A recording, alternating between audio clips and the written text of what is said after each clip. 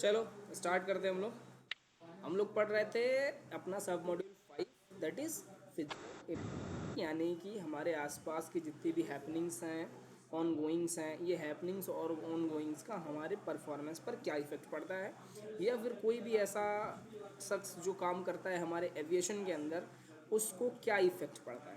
ठीक है, ये सारी चीज़ें हम डिस्कस कर रहे थे, जिसमें हमने बहुत सारी चीज़ें डिस्कस कर ली थी। मैं थोड़ा सा रिवीजन इसलिए करा रहा हूँ आज क्योंकि 2 दिन का गैप हो गया हमारे बीच में। तो हमने उसमें बहुत सारी चीज़ें देखी थी, जैसे कि noise, fumes, climate, illumination, temperature, motion, vibration, इस तरह की चीज़ें हमने देखी थी, कन्फाइंड स्पेसेस, या फिर इसके अलावा भी बहुत सारी चीज़ें हो सकती हैं। ठीक है, जिसमें हम नॉइज़ और फ्यूम्स देख चुके हैं अपने पिछले कुछ क्लासेस में। फ्यूम्स वगैरह भी देख चुके हैं हम, केमिकल्स, टॉक्सिक मेटल्स देख चुके हैं। आज हम मतलब टॉक्सिक मेटल्स में ही हम थोड़ा सा और देखेंगे हाइड्रोलिक फ्लूइड को। उसके बाद हम सॉल्वेंट्स देखेंगे, और अगर टाइम बचा तो थोड़ा आगे भी बढ़ेंगे। ठीक है, देखो सबसे ज़रूरी बात क्या है कि ह्यूमन फैक्टर पढ़ने का मतलब ये है कि आप किसी चीज़ के ख़तरे के बारे में जानें, यानी उसमें क्या प्रॉब्लम्स हो सकती हैं आपको पहले वो जानिए, और उसके बाद उसका प्रिवेंशन जानिए कि आखिर और क्या प्रॉब्लम हो सकती है और आप उससे बचाव कैसे कर सकते हैं। ठीक है, ये ह्यूमन फैक्टर में पढ़ा जाता है। तो नेक्स्ट में हम क्या पढ़ेंगे, हाइड्रोलिक फ्लूइड्स, है ना। यानी हाइड्रोलिक फ्लूइड जो है, आप जानते हो हाइड्रोलिक फ्लूइड क्या होता है, आप सभी आई थिंक जानते होगे। हाइड्रोलिक सिस्टम थोड़ा बहुत तो जानते ही होगे, है ना। तो हाइड्रोलिक सिस्टम में हाइड्रोलिक फ्लूइड का यूज़ होता है, और काम क्या होता है इन हाइड्रोलिक फ्लूइड का। तो इनका काम होता है किसी भी पावर को, जो भी पावर पायलट ऑपरेट कर रहा है, या कोई मशीन ऑटोमेटिकली ऑपरेट कर रही है, कोई एक्चुएटर ऑपरेट कर रहा है, जो कुछ भी हो रहा है, उस फोर्स को एक जगह से दूसरी जगह पहुंचाना, that is called hydraulic fluid. ये इसका काम होता है एक जगह से दूसरी जगह प्रेशर को पहुंचाना। जैसे फॉर एग्जांपल देखो, मैं अच्छे सरल भाषा में समझाता हूँ। आपने बचपन में इंजेक्शन जरूर खेला होगा, बचपन में सभी ने खेला होगा। ठीक है, अगर नहीं खेला हो तो जान लो, खेला होगा वैसे बचपन में, अगर अच्छे से खेलो। अगर गाँव वाँव से होगे, तो शहर वालों की बात मैं नहीं कर रहा हूँ, गाँव से होगे तो ज़रूर खेले होगे। तो हम क्या करते थे ना बचपन में, इंजेक्शन इकट्ठा करते थे, है ना। और इंजेक्शन, 2 इंजेक्शन जोड़ लेते थे, और उनको दोनों बीच में एक पाइप लगा देते थे। ठीक है, और एक में पानी भर लेते थे और एक में थोड़ा सा पानी भरते थे। तो जब पहला वाला ऑपरेट करते थे ना, इधर से हम इंजेक्शन को दबाते थे तो दूसरा वाला अपने आप ओपन हो जाता था, और उधर से दबाते थे तो ये वाला ओपन हो जाता था। ठीक है, दैट इज हाइड्रोलिक सिस्टम, है ना। ये सेम हाइड्रोलिक सिस्टम में बेसिक हाइड्रोलिक सिस्टम है बस। लेकिन हम तब बचपन में ये सब नहीं जानते थे ना कि ऐसा ऐसा होता है, लेकिन वही हाइड्रोलिक सिस्टम है। होता क्या था, उसके बीच में पानी होता था। जब आप पहले से इसको प्रेस करते थे तो पानी क्या होता था, जहाँ जहाँ पर वो पानी वहाँ से डिस्प्लेस होता था थोड़ा सा, और वो डिस्प्लेस होकर के अपनी पावर को बगल वाले इंजेक्शन में ट्रांसफर कर देता था। इसी को हाइड्रोलिक सिस्टम बोलते हैं। अगर पानी की जगह हाइड्रोलिक फ्लूइड का यूज़ कर लें तो हाइड्रोलिक सिस्टम हो गया, और उसी को कहते हैं हाइड्रोलिक फ्लूइड, जो पावर को एक जगह से दूसरी जगह ट्रांसमिट करता है। ऐसे ही तो आपका लैंडिंग गियर खुलता है। आपने घरों मतलब ऐसे जनरल लाइफ में जेसीबी देखा है सभी ने, जेसीबी। जेसीबी का जो आगे वाला होता है ना, जिससे वो मिट्टी निकालता है या फिर इधर उधर जाता है, आपने देखा होगा। वो कैसे होता है, वो 2 ऐसे गियर होते हैं जिनसे ऑपरेट होता है। तो एक्चुअली में कुछ नहीं करते, वो सिंपली हाइड्रोलिक फ्लूइड को इधर उधर करते हैं। और जब हाइड्रोलिक फ्लूइड इधर उधर होता है तो उसका जो ये आगे वाला हिस्सा होता है वो मिट्टी को उठा लेता है, बगल में कर देता है, ऐसे हो जाता है। ठीक है, सब हाइड्रोलिक फ्लूइड का कमाल है। आजकल तो आपने सड़कों पे देखा होगा रोलर्स चलते हैं, पहले देखा होगा ना भारी भरकम होते थे, अब तो बिल्कुल हल्के होते हैं। बस हाइड्रोलिक फ्लूइड इतना उसमें प्रेशर जनरेट कर देता है कि वो एकदम बिल्कुल हल्का सा होता है, और पूरे रोड को देखते हो आप कितने अच्छे से वो कर देता है। ये सब हाइड्रोलिक फ्लूइड के एप्लीकेशन हैं। ठीक है, आपको जनरल लाइफ में मिलते रहेंगे, बस थोड़ा सा ध्यान लगाने की जरूरत है कि यहाँ हो क्या रहा है। ठीक, तो खैर ये तो एग्जाम्पल्स हो गए। हाइड्रोलिक फ्लूइड आपको समझ में आ गया। तो हाइड्रोलिक फ्लूइड आज के मॉडर्न ज़माने में भी बहुत ज़्यादा यूज़ होता है। ठीक है, जितने भी पावर ट्रांसमिशन है, जैसे कि आपके रडर, रडर्स को ऑपरेट करने के लिए, एलिवेटर्स को ऑपरेट करने के लिए, flap, aileron, slat, slot, spoiler, landing gear, है ना, व्हील स्टीयरिंग, ये जितने भी ऑपरेशंस होते हैं सब हाइड्रोलिक फ्लूइड से ही होते हैं। तो यानी आप कह सकते हो कि अच्छा खासा अमाउंट में हाइड्रोलिक फ्लूइड यूज़ होता है। और जब इतना सारा हाइड्रोलिक फ्लूइड यूज़ होता है तो ऑब्वियस सी बात है, टेक्नीशियन से उसका एक्सपोजर होना बहुत ही आम बात है, क्योंकि ये तो जनरल लाइफ में यूज़ होता है। टाइम टू टाइम उसे चेंज करना होता है, टाइम टू टाइम उसमें डिफेक्ट वगैरह को चेक करना। डिफेक्ट मतलब उसमें डेब्रिस वगैरह चेक करते हैं कि वो गंदगी तो नहीं हो गई, उसमें फिल्टर्स होते हैं हाइड्रोलिक फ्लूइड के, उनको चेंज करना होता है। तो बहुत सारी चीज़ें होती हैं जिन्हें हमें करना होता है डे टू डे लाइफ में। ठीक है, तो इनसे एक्सपोजर होना बहुत ही मामूली बात है, बहुत ही आम बात है। जैसे फ्यूम से, यानी कि जो धुएं होते हैं आपके एटीएफ वगैरह के, उनसे एक्सपोजर बहुत ही मामूली बात है। ऐसे ही हाइड्रोलिक फ्लूइड से एक्सपोजर, अगर आप टेक्नीशियन हैं तो बहुत ही मामूली बात है, बहुत ही जनरल बात है। ठीक है, तो है क्या कि जो हाइड्रोलिक फ्लूइड आजकल यूज़ होते हैं, आपने पढ़ा होगा मॉड्यूल 15 में या फिर 11 में भी पढ़ा होगा, ये फॉस्फेट ईस्टर बेस्ड होता है। ठीक है, पहले मिनरल बेस्ड यूज होता था, फिर वेजिटेबल बेस्ड आया, उसके बाद ही आया था। ठीक है, फॉस्फेट ईस्टर बेस्ड, ये क्या है, एक केमिकल होता है। ठीक है। फॉस्फेट और ईस्टर ये दोनों केमिकल्स हैं, इनको मिला करके हमारे हाइड्रोलिक फ्लूइड को बनाया जाता है। ये बेसिस हैं, ऐसा नहीं है पूरे की पूरी यही होते हैं, ठीक है, लेकिन ये बेसिस हैं, इन्हीं के बेसिस पे बनाया जाता है, ठीक है। ये जो हमारे हाइड्रोलिक फ्लूइड आजकल यूज़ होते हैं, इनको ट्रेड नेम जो इनका है, यानी अगर आप एविएशन में काम करेंगे ना, तो कोई आपसे ये नहीं कहेगा ये hydraulic sorry phosphate Easter based fluid है। आपको दो नाम मिलेंगे, एक नाम होता है स्काइड्रोल। अब मुझे लग रहा है ये सबने सुना होगा, है ना, स्काइड्रोल तो सुना ही होगा, है ना। तो स्क्वाड्रोल जो है वो इसका ट्रेड नेम है, यानी जो व्यापारिक भाषा है आस पास के जो दुकान वाले समझते हैं, जो आपके एविएशन के जो मेंटेनेंस टेक्नीशियन है वो समझते हैं, तो उसको स्काइड्रोल कहते हैं या फिर हाईजेट बोलते हैं, HYJET, ठीक है। तो या तो इसे स्काइड्रोल बोलेंगे या फिर हाईजेट बोलेंगे, ठीक है, जो टेक्नीशियंस होते हैं, जो जनरल नेम ट्रेड नेम इसका यूज़ होता है, ठीक है। समझ में आया सभी को? अब देखो, ट्रेड नेम समझ में आ गया, ये होता है क्या ये समझ में आ गया। अब इसकी कुछ खासियत देखते हैं। पहली खासियत कि इसको यूज़ क्यों किया जाता है। जब पहले से मैंने अभी बताया कि पहले मिनरल बेस्ड वेजिटेबल बेस्ड हमारे पास हाइड्रोलिक ऑयल्स थे, तो इनको क्यों यूज़ किया गया। तो इनका यूज़ सबसे इंपॉर्टेंटली इसलिए किया गया क्योंकि ये फायर रेजिस्टेंट होते हैं, यानी इनमें जल्दी आग नहीं लगता है ना। ऐसे नहीं है कि थोड़ा सा किसी ने थोड़ा सा टेम्परेचर बढ़ा दिया या टेम्परेचर थोड़ा राइज हो गया तो उसमें आग लग गया, ठीक है। क्योंकि हमारा जो एयरक्राफ्ट है उसमें हम स्पार्किंग तक को अवॉइड करते हैं, आग लगाना तो बहुत दूर की बात है ना। तो इसलिए इसका यूज़ होने लगा मॉडर्न ज़माने में बहुत ज़्यादा स्काइड्रोल का। दूसरा, ये आग ना लगना इसका एक बहुत ही टेक्निकल रीज़न होता है, शायद आप लोग को पता होता है, फ्लैश पॉइंट बोलते हैं, है ना। फ्लैश पॉइंट क्या होता है, किसी भी लिक्विड का, किसी भी सॉलिड, किसी भी मटेरियल का हो सकता है, ठीक है, वो टेम्परेचर, यानी ऐसा टेम्परेचर जिसके बाद कोई भी सब्सटेंस में पहला स्पार्क निकलता है, यानी पहली बार आग लगती है, उसे फ्लैश पॉइंट बोला जाता है, ठीक है। और ऐसा पॉइंट जहाँ पर वो इतना ज़्यादा हो जाए स्पार्क कि वो कंटिन्यू जलने लग जाए, उसे बोलते हैं फायर पॉइंट। ये दो चीज़ें होती हैं, इनमें डिफरेंस याद रखना, ठीक है, फ्लैश पॉइंट और फायर पॉइंट, ठीक है। तो ये स्काइट्रोल में आग इसलिए नहीं लगती, उसका रीज़न ये है कि इसका फ्लैश पॉइंट बहुत हाई होता है, ठीक है। तो यानी आप टेम्परेचर अगर अच्छा खासा बढ़ा भी देते हैं तो भी इसमें आग लगने का कोई चांस नहीं होता है, इसीलिए इसको मॉडर्न एयरक्राफ्ट में बहुत ज़्यादा यूज़ किया जाता है, ठीक है। अब देखो, इनसे तो हम ये पढ़ रहे हैं कि हमें ह्यूमन फैक्टर में इनमें क्या देखना है, तो इनके एक्सपोजर से कुछ प्रॉब्लम्स भी हैं, है ना। सबको नहीं होते जनरली, जिनका सेंसिटिव स्किन होता है, अगर जैसे आप मान लो इसको सर्विसिंग कर रहे हैं, है ना, यानी फिल कर रहे हैं या निकाल रहे हैं या जो भी कर रहे हैं, तो होता क्या है, कभी कभी जब ये स्किन पर गिर जाता है तो आपको ऐसा फील होगा कि थोड़ा सा जलने जैसा, मतलब जलन टाइप का लगेगा, मतलब बर्निंग सेंसेशन आ सकती है आपको, ठीक है। ये स्काइट्रोल अगर आपके स्किन पर गिर जाता है तो, ठीक है। इसके अलावा आपकी अगर आइज़ में चला जाता है, आँख में चला जाता है, तो आपको इरिटेशन कॉज करेगा, ठीक है। तो इसलिए ये अच्छी बात क्या है इसके लिए, इसमें क्या करना चाहिए, तो जब कभी भी आप स्काइड्रोल वगैरह का यूज़ करें, जब कोई भी उसकी सर्विसिंग करें, है ना, उसे निकाल रहे हो बाहर या किसी भी चीज़ में फिल कर रहे हो, किसी सिस्टम में फिल कर रहे हो, तो आपको हमेशा फेस शील्ड का यूज़ करना चाहिए, ठीक है। क्यों? क्योंकि अगर आपकी स्किन पर गिर जाता है तो इतनी ज़्यादा प्रॉब्लम नहीं है, और मैंने बताया सबको तो उतनी भी प्रॉब्लम नहीं होती, बहुत सारे लोग को तो कोई दिक्कत ही नहीं होती है। जिसकी स्किन जो है थोड़ा ज़्यादा सेंसिटिव होती है, उसको यहाँ पर हल्का सा थोड़ा सा मतलब ड्राइनेस फील हो सकता है, या फिर हो सकता है थोड़ा बर्निंग जैसा सेंस फील हो, ठीक है।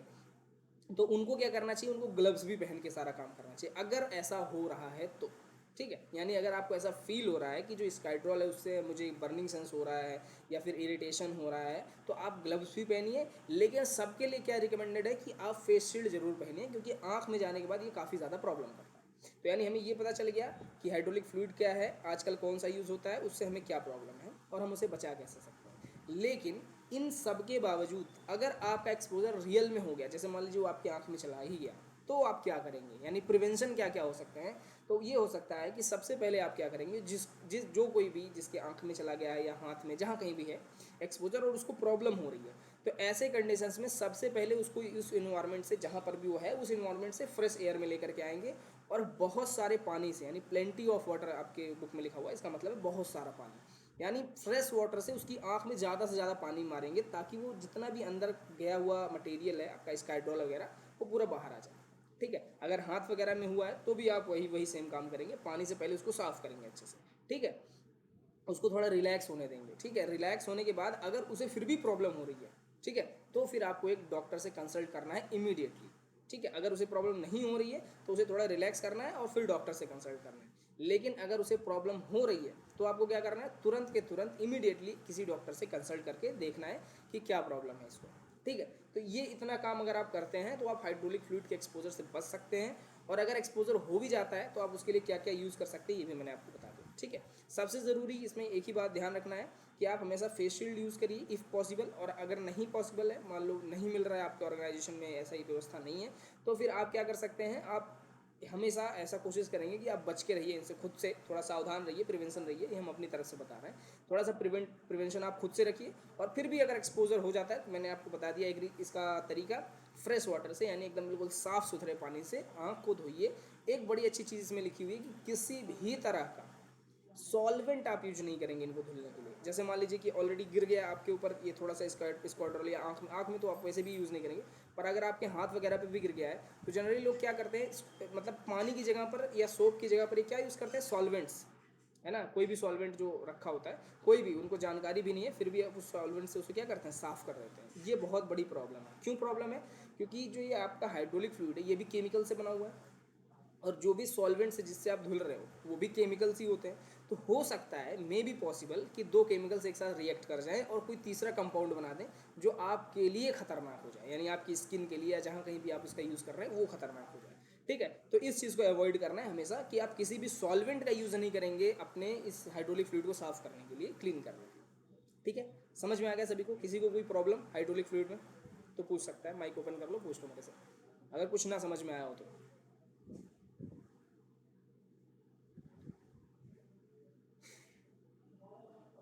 यानी सबको समझ में आ गया, चलो वेरी गुड।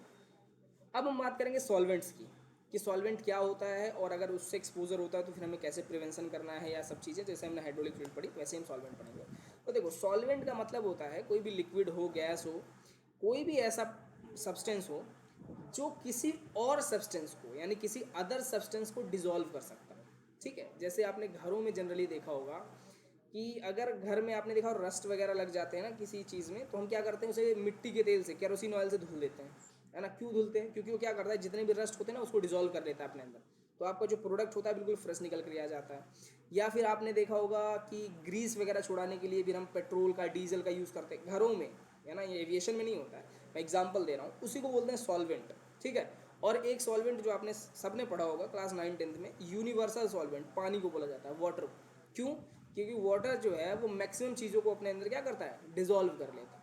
ठीक है, इसीलिए उसको यूनिवर्सल सॉल्वेंट बोला जाता है। ठीक है, तो ये जो सॉल्वेंट्स होते हैं, ये कोई भी, पानी भी आपका एक सॉल्वेंट है, या फिर आप केरोसिन ऑयल का यूज़ करते हैं, या फिर अदर बहुत सारे ऐसे सॉल्वेंट्स होते हैं जिनका एविएशन में यूज़ किया जाता है। तो उनका काम क्या होता है, किसी और चीज़ को डिजोल्व कराना, है ना। तो आपके दिमाग में आ रहा होगा किसी चीज़ को क्यों डिजोल्व करवाएंगे, तो उसका रीज़न है। जैसे मान लो आपने घरों में भी देखा, क्या कोई रस्टिंग को छुड़ाने के लिए हम कोई अदर सॉल्वेंट का यूज़ कर रहे हैं, केरोसिन ऑयल का यूज़ कर रहे हैं। इसी तरह से कोई भी पार्ट है, कंपोनेंट है, अगर उसे साफ़ करना होता है, यानी अगर उसे क्लीन करना होता है, तो क्लीन करने के लिए सबसे अच्छा मेथड क्या है कि उसके ऊपर जो भी कंपोनेंट लगे हैं उसको किसी अदर सॉल्वेंट में डिजोल्व करा दो, वो खुद ही साफ़ हो जाएंगे और आपका प्रोडक्ट बिल्कुल फ्रेश हो जाएगा। तो इस तरह से बहुत सारे सॉल्वेंट्स का यूज होता है, जैसे कि नेफ्था सुना होगा, वारसोल सुना होगा, इनका बियरिंग्स वगैरह में यूज़ किया जाता है साफ़ करने के लिए। ठीक है, तो ऐसे ही बहुत सारे सॉल्वेंट्स का यूज़ होता है ताकि आप अपने कंपोनेंट को साफ़ कर सकें, डीग्रीस कर सकें। डीग्रीस मतलब अगर उसमें ग्रीस वगैरह लगा हुआ है तो उसे साफ़ कर दो। ठीक है, क्योंकि कोई भी कंपोनेंट जब आप निकालते हो, उसे रिपेयर करते हो, उसे साफ़ करते हो, तो साफ़ करने के बाद ही लगाते हैं, ऐसा नहीं निकाला और कुछ भी किया और लगा दिया। ठीक है, अब देखो, एक और इसका यूज़ है, वो ये है कि जो इलेक्ट्रॉनिक वाले सामान होते हैं, जो भी इलेक्ट्रॉनिक प्रोडक्ट्स हैं हमारे एयरक्राफ्ट में लगे हुए हैं, जो कोई भी इंस्ट्रूमेंट वगैरह हो गया, उनकी भी क्लीनिंग के लिए हम सॉल्वेंट्स का यूज़ करते हैं। बस फ़र्क क्या है कि हर एक सॉल्वेंट को हर जगह नहीं यूज़ कर सकते। ठीक है, जैसे मैंने अभी बताया ना कि जब आप क्या नाम है, हाइड्रोलिक फ्लूइड आपके हाथ में लग गया, कहीं पर लग गया, तो उसके लिए आप कोई भी सॉल्वेंट नहीं यूज़ कर सकते।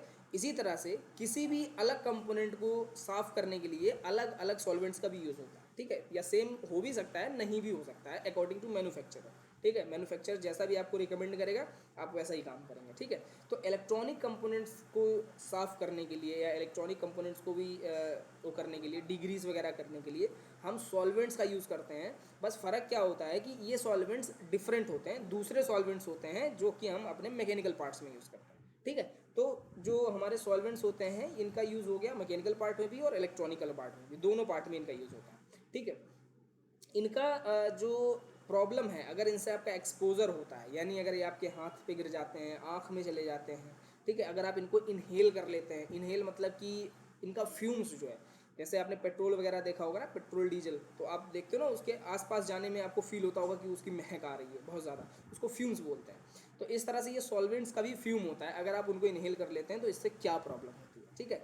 तो सबसे पहली बात क्या है, अगर ये आपकी स्किन वगैरह पे हैं, गिरते हैं, तो आपको हो सकता है रेडिश स्किन या ड्राइनेस महसूस हो सकता है, बहुत ज़्यादा प्रॉब्लम नहीं होगी। लेकिन अगर ये आपकी आंखों में चले जाते हैं, अगर आईज़ में जाते हैं, तो आपको अच्छा खासा इरिटेशन कॉज करेंगे। यानी आप जैसे ही चाहोगे कि जैसे ही आपकी आंख में ये जाएंगे, ये क्या करेंगे, इरिटेट करेंगे आपको, मतलब ये आंख से पानी गिरना, आंख पूरा लाल हो जाना, इस तरह से अब बहुत सारी प्रॉब्लम्स स्टार्ट होंगी, ठीक है। इसके अलावा अगर ये आप इनको इनहेल कर लेते हो, इनके फ्यूम्स को बहुत ज़्यादा अगर आप इनहेलेशन कर रहे हो, तो फिर आपके रिस्पायरेटरी सिस्टम में, यानी जो भी आपका ये श्वसन तंत्र है हिंदी में जिसे बोलते हैं, यानी कि आपके नाक से लेकर के आपके लंग्स तक का जितना भी पार्ट है, ये सब ब्लॉक हो सकते हैं, ठीक है, अगर आप बहुत ज़्यादा इनहेल कर रहे हो। तो यहाँ क्या अवॉइड करना है, जब आप सॉल्वेंट को हैंडल कर रहे हो, तो फिर आप मास्क वगैरह का यूज़ करो, क्योंकि अगर इसका प्रोडक्ट आपके नाक में जा रहा है, यानी आप इनहेल कर रहे हो कंटिन्यूसली, तो ये आपको बहुत बड़ा प्रॉब्लम कॉज कर सकता है, ठीक है। अब देखो, इसके कभी कभी नारकोटिक्स इफेक्ट भी होते हैं। नारकोटिक्स इफेक्ट का मतलब वो आपके अंदर चले गए, है ना, अब चले गए तो वो कहाँ जाएंगे, आप जो भी प्रोडक्ट खाते पीते हैं वो सब कहाँ जाते हैं, आपकी किडनी में, किडनी बोल रहा हूँ, आपके लीवर वगैरह में से होते हुए निकलते हैं ना, आपके इंटेस्टाइन वगैरह से, है ना। इसके अलावा किडनी भी उसमें हेल्प करती है और बहुत सारी चीज़ें हैं, अगर आप कोई लिक्विड प्रोडक्ट ले रहे हैं तो होता क्या है, इन सभी के साथ ये आपके ऑर्गन्स में भी पहुंच जाते हैं, लीवर, किडनी, इंटेस्टाइन, इस तरह के आपके जो आपके ऑर्गन्स हैं, उन ऑर्गन्स में भी पहुंच जाते हैं। और वहाँ क्या प्रॉब्लम है कि अदर प्रोडक्ट्स तो निकल जाते हैं, लेकिन ये सारे प्रोडक्ट्स जो हैं वहाँ कभी कभी रह जाते हैं, और इस कारण से लॉन्ग टर्म में, यानी थोड़े दिनों के बाद आपको इनका इफेक्ट मिल सकता है, और ये बीमारी बहुत बड़ी बड़ी कॉज करते हैं, इवन कैंसर ऑल्सो, ठीक है। तो इसलिए आपको अवॉइड करना है, जब कोई भी आप सॉल्वेंट्स का यूज़ कर रहे हैं, मास्क, फेस शील्ड, ग्लव्स वगैरह इनका यूज़ करके ही हमेशा काम करिए, ठीक है। इसके अलावा long off sensation, loss of sensation, अगर लॉन्ग टर्म में इनका इनहेलेशन अगर आप कर रहे हैं, एक्सपोजर में आ रहेगा लॉन्ग टर्म में, तो ये क्या कर सकते हैं, लॉस ऑफ सेंसेशन, यहाँ पर आप किसी चीज़ को समझ नहीं पाएंगे, ठीक है। जैसे मान लीजिए अगर आपको कोई ऐसा टच करता है, तो आपको समझ में आता है ना कि हाँ किसी ने टच किया या कुछ हुआ हमारे ऊपर, या कोई अगर छोटा सा इंसेक्ट कीड़ा है आपके शरीर पे आ जाता है, तो आपको, आप भले ही उसे ना देखो पर आप उसे सेंस कर लेते हो कि कुछ है ना, ये सेंसेशन आपका लॉस हो जाएगा, ठीक है। ये बहुत बड़ी प्रॉब्लम है ना। तो इसको अवॉइड करना है पूरी तरह से। तो इसके प्रिवेंशन के लिए हम क्या क्या कर सकते हैं, तो सबसे पहला काम तो ये करेंगे कि जो भी सॉल्वेंट हम यूज़ कर रहे हैं ना, कोशिश करो कि वो सॉल्वेंट ही कम टॉक्सिक हो, है ना। जैसे मैंने आपको टॉक्सिक मेटल में बताया था कि ऐसे मेटल का ही यूज़ करो जो कम टॉक्सिक हो, लेकिन वो प्रॉब्लम थी वहाँ पर हम यूज़ नहीं कर सकते थे क्योंकि एयरक्राफ्ट का मेटल था। यहाँ हो सकता है, ठीक है। यहाँ पर आप कोशिश करो कि सिट्रस वेस्ट, यानी नेचुरल नहीं, आप कह सकते हो एक तरह से आर्टिफिशियल, उन सॉल्वेंट्स का यूज़ करो, ऑर्गेनिक सब्सटेंसेस का यूज़ कम करो, ठीक है। इसके अलावा आप कर क्या कर सकते हो, जो भी चीज़ आप साफ़ कर रहे हो, जो भी चीज़ है आप साफ़ कर रहे हो उसको, या डिग्रीज कर रहे हो, या जो कुछ भी कर रहे हो, कोशिश करो कि वो प्रोडक्ट जो है, वो प्रोडक्ट प्रॉपर टेक्निक से साफ़ किया जाए, यानी जो प्रोसीजर यूज़ हो रहा है वो करेक्ट हो, है ना। बहुत सारे लोग क्या होते हैं, आपने देखा होगा, जनरली घर में ही देखा होगा, या आसपास के जो मार्केट के मैकेनिक होते हैं, वो कोई सॉल्वेंट या मिट्टी का तेल ही यूज़ करते हैं, ज़्यादा सॉल्वेंट वॉल्वेंट उसमें समझ में नहीं आता उन्हें। तो मिट्टी का तेल वेल डाल देना, और देखोगे इतने ऊपर से ऐसे डाल देंगे, बहुत ज़्यादा डाल देंगे, या थोड़ा सा डाल के उसको ऐसे ऐसे बिल्कुल साफ़ करेंगे। ये गलत टेक्निक है। तो प्रॉपर टेक्निक आपको कहाँ मिलेगी, आपके मेंटेनेंस मैनुअल में मिलेगी, ठीक है। वहाँ से आप पढ़िए, उसके बाद प्रॉपर टेक्निक का यूज़ करिए, ठीक है। क्योंकि अगर आप प्रॉपर टेक्निक का यूज़ करेंगे तो 99% चांस है कि आपका डायरेक्ट एक्सपोजर नहीं होगा, है। हालांकि बहुत लोग इसको यूज़ नहीं करते हैं, लेकिन इसीलिए आपको ये सब्जेक्ट पढ़ाया जा रहा है ना, ताकि आप इसको यूज़ करो। और जब आप ऐसा यूज़ करोगे, तो मैंने आपको पिछले चैप्टर में पढ़ाया था, आपके ऑर्गेनाइजेशन का कल्चर अच्छा हो जाएगा।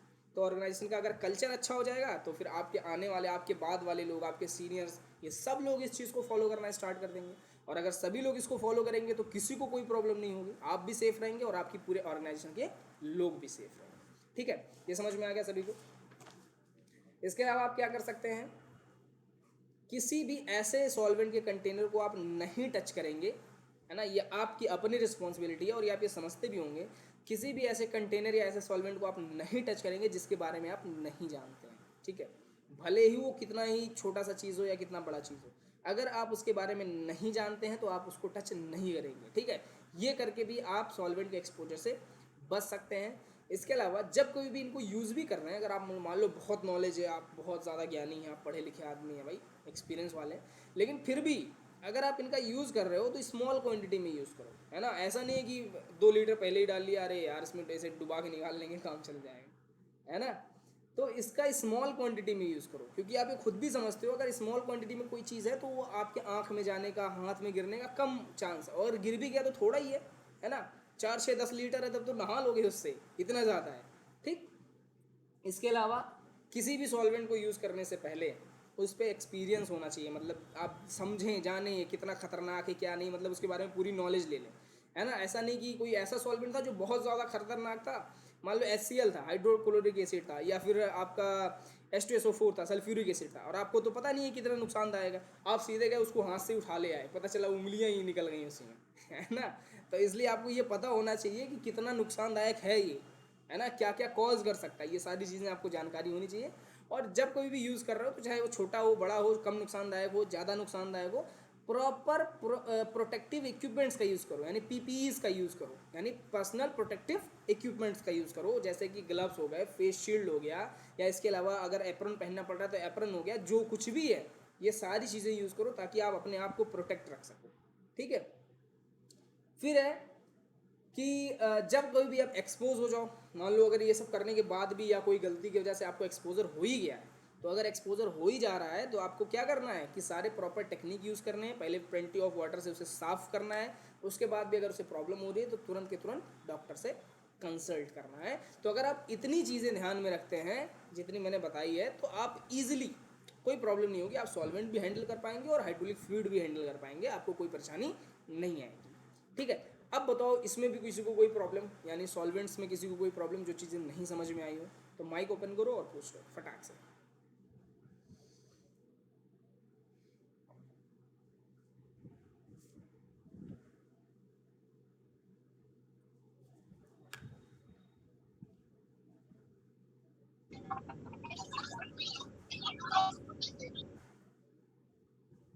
आ गई सबको समझ में? चलो वेरी गुड। तो यानी कि अभी तक हमने क्या क्या पढ़ लिया है, नॉइज पढ़ लिया, फ्यूम्स पढ़ लिया, मेटल्स पढ़ लिए, टॉक्सिक मेटल्स उनसे क्या प्रॉब्लम होती है, वहाँ पर हमने एक बीमारी देखी थी ना, मेटल फ्यूम फीवर, MFF, बड़ा इंपॉर्टेंट था, वो ध्यान रखना अपने आप में, ठीक है। ये सब देखा, हाइड्रोलिक फ्लूइड देख लिया, सॉल्वेंट देख लिया। अब जो है, अब हम स्टार्ट करने जा रहे हैं इल्यूमिनेशन। इल्यूमिनेशन का मतलब कोई बताएगा मुझे, इल्यूमिनेशन का क्या मतलब होता है? कोई भी, एनीवन, अगर किसी को कुछ समझ में आ रहा है तो। ऐसे सब जानते होगे, मुझे पता है। नहीं पता? हिमांशु क्या? इल्यूमिनेशन मैं ह्यूमन फैक्टर में पूछ रहा हूँ, लाइट से रिलेटेड है।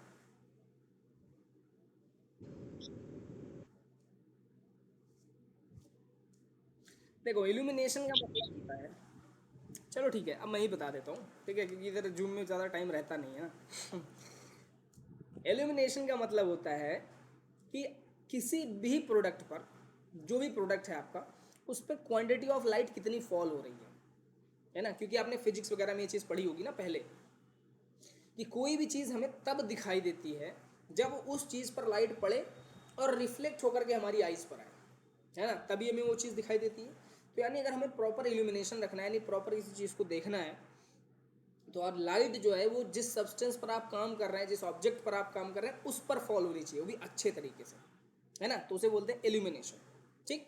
तो यही होता है हमारा इल्यूमिनेशन। ये ज़रूरी क्यों है? ये ज़रूरी इसलिए है, इसका रीज़न क्या है, इतना ज़रूरी हम इसको क्यों पढ़ रहे हैं, क्योंकि पता है आपको कि जब आप काम करते हैं तो प्रॉपर दिखना बहुत ज़रूरी है। यानी जिस भी चीज़ पर आप, जिस प्रोडक्ट पर काम कर रहे हैं, पता चला आपकी आइज़ बहुत अच्छी हैं, आपको हर चीज़ बहुत अच्छे ढंग से समझ में आती है ना, आप बहुत अच्छे से काम कर सकते हैं, लेकिन अगर लाइट नहीं है तो आप कैसे काम करोगे, है ना। तो इसीलिए चाहे दिन हो या रात हो, ऐसा नहीं है कि दिन में लाइट की ज़रूरत नहीं होती है ना, दिन में भी लाइट की ज़रूरत होती है। ऐसा कोई कमरा बनाइए जिसमें कोई होल ना हो, तो फिर देखिए वहाँ लाइट एकदम ज़ीरो हो जाएगी, वहाँ अंधेरा हो जाएगा। तो इसीलिए लाइट की ज़रूरत हमेशा पड़ती है, चाहे दिन हो या रात हो, दोनों ही टाइम पर लाइट की ज़रूरत पड़ती ही पड़ती है, ठीक है। और ये हमें ज़रूरी इसलिए होता है इल्यूमिनेशन, ताकि हम गुड इफ़िशियंटली, यानी गुड तरीके से, सही तरीके से और इफ़िशियंटली अपना काम कर सकें, है ना, क्योंकि अगर आपको सही तरीके से कोई चीज़ दिखेगी ही नहीं तो आप उस पर काम कैसे करेंगे। ठीक है, समझ में आ रहा है सबको इल्यूमिनेशन का मतलब क्या हो रहा है। और इसके अलावा आपने महसूस किया होगा, जैसे मान लीजिए मैं आपको एक छोटा सा एग्जांपल देता हूँ। मान लीजिए कि आप कुछ कर रहे हैं अपने रूम में और अचानक से लाइट चली गई, ठीक है, पूरा अंधेरा हो गया। अब कब अपने पेन, मान लीजिए आप अपना पेन ढूंढ रहे हैं, तो आप कैसे ढूंढते हो, ऐसे ऐसे करके, है ना, कि किधर है, जिधर भी हो गया, अगर मिल गया तो ठीक है, नहीं मिला तो कोई बात नहीं, है ना। लेकिन अगर लाइट है तो आप क्या करते हो, फिर तुरंत के तुरंत सीधे पेन को उठा लिया। तो यानी इसका मतलब क्या है कि जब लाइट की कमी होती है, यानी लाइट नहीं होता है, तो आपसे जो मिस्टेक होने के चांसेस होते हैं वो बहुत ज़्यादा बढ़ जाते हैं। ठीक है, तो ये इंपॉर्टेंस है लाइट की। यानी अगर प्रॉपर लाइटिंग सिस्टम आपके पास नहीं है तो आप बहुत ज़्यादा मिस्टेक कर सकते हो as compare to general condition. ठीक है, तो इसीलिए लाइट का होना बहुत ज़रूरी है और लाइट के सोर्सेज का होना बहुत ज़रूरी है। ठीक है, तो लाइट के सोर्सेज बहुत तरीके के हो सकते हैं, परमानेंट हो सकता है, मूवेबल हो सकता है ना, इस तरह के बहुत सारे हो सकते हैं। जैसे आपके घरों में आपने बल्ब देखा होगा, बल्ब लगा है ना, जैसे देखो इधर भी लगा हुआ है, रॉड बल्ब ये सब लगा हुआ है। तो इनका ये सब क्या है, ये सब फिक्स्ड एल्यूमिनेशन पॉइंट्स हैं या फिक्स्ड एल्यूमिनेशन सोर्सेज हैं। यानी ये जहाँ लगे हुए हैं वहीं से अपनी रोशनी देते रह रहे हैं, दैट्स ऑल। कुछ मूवेबल भी होते हैं, जैसे आपने वर्किंग जगहों पर देखा होगा, घरों में जनरली देखने को नहीं मिलता, या घरों में देखा होगा, इमरजेंसी लाइट वगैरह होती है छोटी सी, है ना, उसको क्या करते हैं, हम चार्ज कर देते हैं, चार्ज करने के बाद उसे किधर भी लेके जाते हैं। ठीक है, portable torch, best example, torch है ना। टॉर्च क्या है, पोर्टेबल है, यानी मूवेबल जो आपका इल्यूमिनेशन सोर्स है, उसको आप एक जगह चार्ज कर लीजिए या उसमें आप शेल डाल लीजिए, उसके बाद आप उसको कहीं पर भी ले जाकर के यूज़ कर सकते हैं, वो पोर्टेबल होता है पूरी तरीके से, है ना। तो ये आपका दो तरीके के सोर्सेज हो गए लाइट के, फिक्स्ड भी हो सकता है और मूवेबल भी हो सकता है। ठीक है, अब अकॉर्डिंग टू वर्क कंडीशन हमारा जो एल्यूमिनेशन है ना, हमारा जो जितनी लाइट की इंटेंसिटी की ज़रूरत है वो भी चेंज होती है ना। और सबसे अच्छी बात मैं आपको ये बता दूं, जैसे आप किलोमीटर, है ना, किलोमीटर का मतलब क्या, आप दूरी को नाप रहे हैं, लीटर या ml या मिलीलीटर बोलते हो तो आप किसी लिक्विड को नाप रहे हो। इसी तरह से किसी भी कन्फाइंड स्पेस पर या किसी भी एक वर्किंग स्पेस पर हम लाइट की इंटेंसिटी को भी नाप सकते हैं, है ना। और उसके लिए जो हम यूज़ करते हैं पैरामीटर, उसके लिए जो हम यूनिट यूज़ करते हैं वो होता है फुट कैंडल्स, है ना। यानी एक फिट में कितने कैंडल्स लाइट है, तो कैंडल मतलब वो मोमबत्ती वाला मत समझना, ठीक है ना, एक मतलब इसकी यूनिट है। तो यानी एक फिट में, यानी एक होता है तो उसे फुट बोलते हैं, एक से ज़्यादा होता है तो उसे फीट बोलते हैं, ये तो पता ही होगा। तो ये एक फिट में कितना आपको मिल रहा है लाइट की इंटेंसिटी, उसे नापते हैं फुट कैंडल्स में, है ना। तो दिन में जब आप दिन की बात करते हो, यानी दिन की बात कर रहे हो, तो उस टाइम पर कम से कम मिनिमम 66 फुट कैंडल्स आपके इंटेंसिटी ऑफ लाइट का होना जरूरी होता है, कि अगर इतनी लाइट है तो आप इजीली और सफिशिएंटली काम कर सकते हो। दूसरा, अगर आप रात में काम कर रहे हो तो रात में इतनी ज़्यादा लाइट की ज़रूरत नहीं है, अगर आप 51 फुट कैंडल्स का भी यूज़ करते हो तो काम चल जाएगा। ठीक है, इतना आप चला सकते हो। लेकिन चाहे दिन हो या फिर रात हो, अगर आप कोई रिपेयर वर्क परफॉर्म कर रहे हैं, यानी ऐसा कोई काम कर रहे हैं जिसमें रिपेयर इन्वॉल्व है, यानी आप उसका रिपेयरिंग कर रहे हैं, उस टाइम पर जो ये लाइट का इल्यूमिनेशन है वो कम से कम 75 फीट कैंडल्स होना चाहिए। ठीक है, अगर इतनी इंटेंसिटी ऑफ लाइट अगर आप रखते हैं जब आप रिपेयर कर रहे हैं तो आपको कोई परेशानी नहीं आएगी, उसको प्रॉपर इल्यूमिनेशन कहा जाएगा। यानी आप ये नहीं कह पाएंगे फिर लाइट की वजह से कोई मिस्टेक हो गया। ठीक है, अगर इतना लाइट अगर आप रखते हैं, दिन में 66, रात में 51, और अगर आप काम कर रहे हैं कोई रिपेयरिंग का, तो चाहे दिन हो या रात हो, वहाँ इंटेंसिटी कितनी होनी चाहिए, 75 फीट कैंडल्स। ठीक है, इतनी बात समझ में आ गई सबको, किसी को कोई प्रॉब्लम हो तो पूछ लो, ठीक है, जो भी मैंने आज पढ़ाया। क्या लक्स होता होगा, वो भी दूसरा इंटेंसिटी होता होगा या फिर यूनिट होता होगा नापने का, मुझे इसके बारे में नॉलेज नहीं है, हो सकता है। और कुछ जो किसको नहीं समझ में आया हो कुछ,